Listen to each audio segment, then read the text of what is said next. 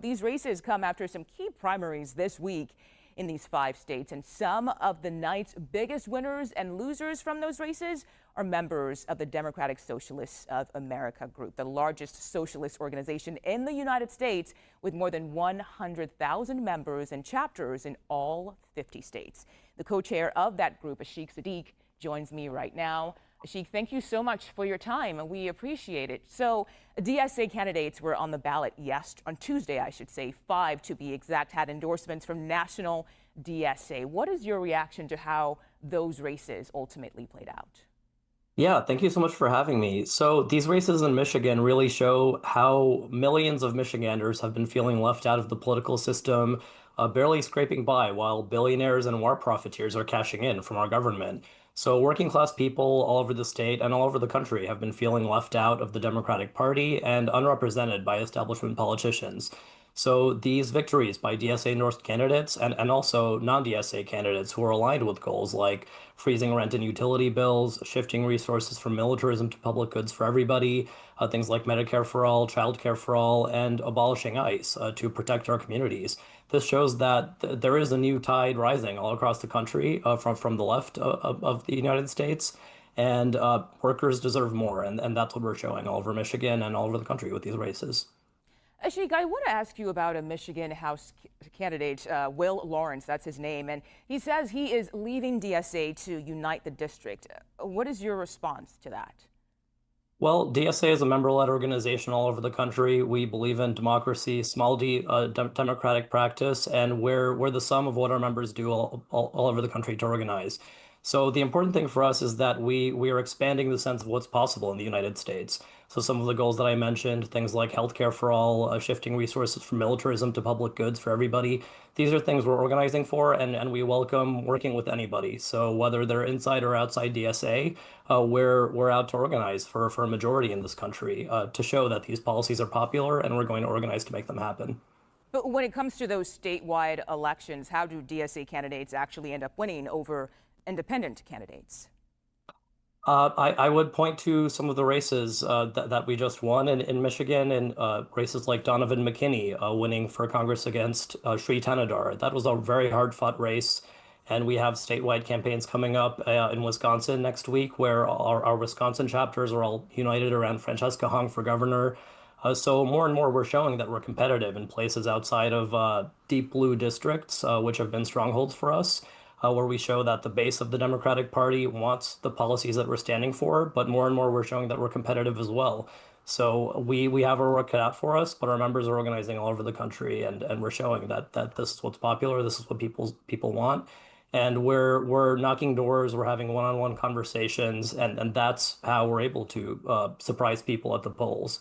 We're not counting on focus group messaging and consultant-heavy advertising. We're just having conversations in our communities for months during these campaigns, and we're organizing beyond electoral campaigns in our workplaces, in our communities around issues that people feel strongly about. So that's the strength of our movement, and that's what we'll keep organizing for. Ashik, I want to ask you about President Trump here, because he says that Abdul El Sayed, who won the primary on Tuesday over there in Michigan, he says that El Sayed is a man of hate. So how does the DSA combat that sort of rhetoric, especially toward progressive candidates?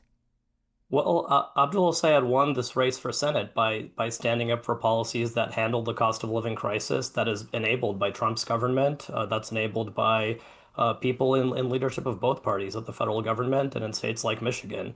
So his campaign stood up for working class issues, things like Medicare for all.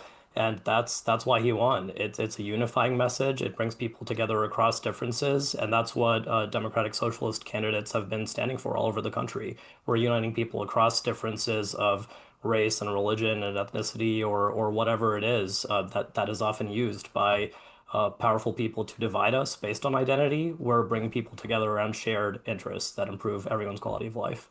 And speaking of those shared interests, earlier you laid out what the DSA stands for, and it's really what I would assume everybody wants, which is affordability. But then you call yourself socialists, and that term tends to have a negative connotation to it. So do you think that might be a turnoff ultimately when it comes to those general elections?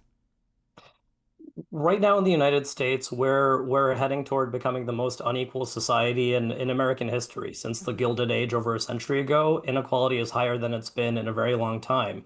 And in the past, that massive inequality was really powerfully combated by small d democratic movements of workers and organized socialists were part of winning major gains for American workers. Socialists a century ago fought for and helped win the 40-hour work week, ending child labor, and massively expanding people's sense of what's possible from the public sector of our country. So we point to the history of the sewer socialists in Milwaukee, who drastically improved the lives of working people in Wisconsin, and were so popular that they kept being reelected to govern the city for decades. And things like Social Security came out of Wisconsin, and that became a national model. We point to the history of people like Dr. Martin Luther King Jr., who was, as well as being a religious and civil rights leader, he identified with democratic socialism and talked about the ills of capitalism, helping keep our society so unequal and divided by race. So socialism has become, stigmatized through the Cold War and through many Red Scares. But now, at a time when inequality is higher than ever, we're helping recover the deep American history of democratic socialism that helped win so many things that Americans might take for granted today, things that are under attack, like workers' rights and basic human rights and equality for everybody. And that's history we need to recover. Okay, Ashik Siddique, thank you so much for your time today. We appreciate it. All right, thank you for having me.